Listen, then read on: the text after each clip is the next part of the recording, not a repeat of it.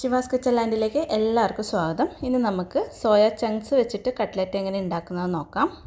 അപ്പോൾ ഞാനിവിടെ 1 cup soya chunks എടുത്തിട്ടുണ്ട്. ഇനി അത് പാത്രത്തിലേക്ക് ഇട്ട് കൊടുത്തിട്ട് നമുക്ക് ആവശ്യത്തിനുള്ള വെള്ളവും കൂടി ഒഴിച്ചു കൊടുത്തിട്ട് നല്ലപോലെ ഇതൊന്ന് വേവിച്ചെടുക്കാം. ഇവിടെ ഇപ്പോൾ സോയ ചങ്ക്സൊക്കെ നല്ലപോലെ വെന്തിട്ടുണ്ട്. ഇനി ഫ്ലെയിം ഓഫ് ചെയ്ത് കൊടുത്തിട്ട് ഇതൊന്ന് തണിഞ്ഞതിന് ശേഷം ഒരു 3-4 പ്രാവശ്യം നന്നായിട്ട് കഴുകിയിട്ട് ഇതിലെ വെള്ളമൊക്കെ നന്നായിട്ടൊന്ന് പിഴിഞ്ഞെടുക്കാം. ഇതിപ്പോൾ ഞാൻ അങ്ങനെ പിഴിഞ്ഞെടുത്തതാണ് കേട്ടോ. ഇനി നമുക്കിതൊന്ന് പൊടിച്ചെടുക്കണം. നമുക്ക് കൈവച്ചിട്ട് തന്നെ നന്നായിട്ട് പൊടിച്ചെടുക്കാം. ഇതിപ്പോൾ നന്നായിട്ട് വെന്തിട്ടുണ്ട്. അപ്പം നമുക്ക് കൈവച്ചിട്ട് തന്നെ പൊടിച്ചെടുക്കാൻ പറ്റുന്നതേ ഉള്ളൂ. അപ്പോൾ ഇതാ ഞാനിവിടെ നല്ല രീതിയിൽ തന്നെ പൊടിച്ചെടുത്തിട്ടുണ്ട്. ഇനി നമുക്ക് പാൻ ചൂടായതിനു ശേഷം 1 ടേബിൾ സ്പൂൺ എണ്ണ ഒഴിച്ചു കൊടുക്കാം. അതിലോട്ട് ഒരു മീഡിയം സൈസിലുള്ള സവോള പൊടിയായിട്ട് അരിഞ്ഞത് ഇട്ട് കൊടുക്കാം. കൂടെ തന്നെ 1 ടീസ്പൂൺ ഇഞ്ചിയും വെളുത്തുള്ളിയും കൂടി ചെറുതായിട്ട് അരിഞ്ഞത് ഇട്ട് കൊടുക്കാം. നന്നായിട്ടൊന്ന് വഴറ്റിയെടുക്കാം. ഇനി ഇതിലോട്ട് പൊടികൾ ചേർത്ത് കൊടുക്കാം. 1/4 ടീസ്പൂൺ മഞ്ഞൾപ്പൊടി ചേർക്കാം. 1/4 ടീസ്പൂൺ മുളക് പൊടി, 1/2 ടീസ്പൂൺ മല്ലിപ്പൊടിയും കൂടി ചേർത്തിട്ട് ഒന്ന് വഴറ്റിയെടുക്കാം. അതിനുശേഷം 1 ടീസ്പൂൺ ഗരം മസാലയും 1 ടീസ്പൂൺ ചിക്കൻ മസാലയും കൂടി ഇട്ട് കൊടുക്കാം.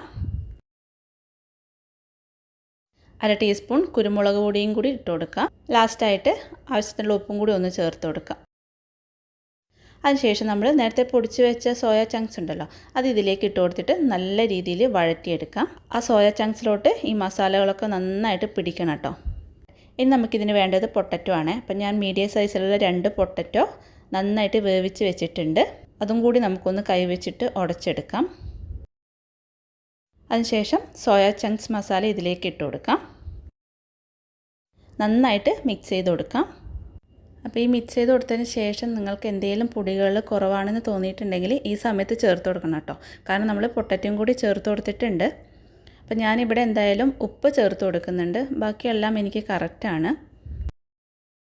അതിനുശേഷം നമുക്കിത് കുറച്ചായി എടുത്തിട്ട് കട്ട്ലറ്റിൻ്റെ ഷേപ്പിൽ പരത്തിയെടുക്കാം.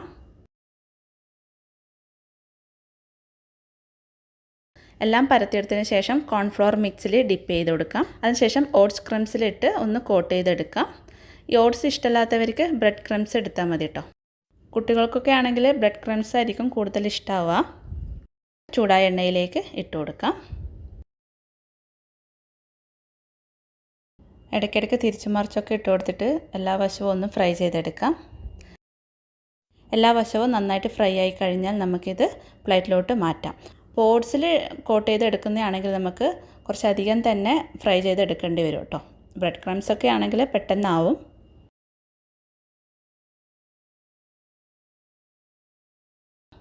ബാക്കിയുള്ളതും കൂടി നമുക്ക് എണ്ണയിലേക്ക് ഇട്ട് കൊടുത്ത് ഫ്രൈ ചെയ്തെടുക്കാം. അപ്പോൾ ഇത്രയേ ഉള്ളൂ, നമ്മുടെ സോയ ചങ്ക്സ് വെച്ചിട്ടുള്ള കട്ട്ലറ്റ് ഇവിടെ റെഡി ആയിട്ടുണ്ട്. പെട്ടെന്നൊക്കെ കഴിക്കുന്ന സമയത്ത് നമുക്കിത് സോയ ചങ്ക്സ് ആണെന്ന് മനസ്സിലാവേ ഇല്ല കേട്ടോ. നല്ല ടേസ്റ്റുള്ള ഒരു കട്ട്ലറ്റാണ്. അപ്പോൾ എല്ലാവരും ട്രൈ ചെയ്ത് നോക്കാം കേട്ടോ.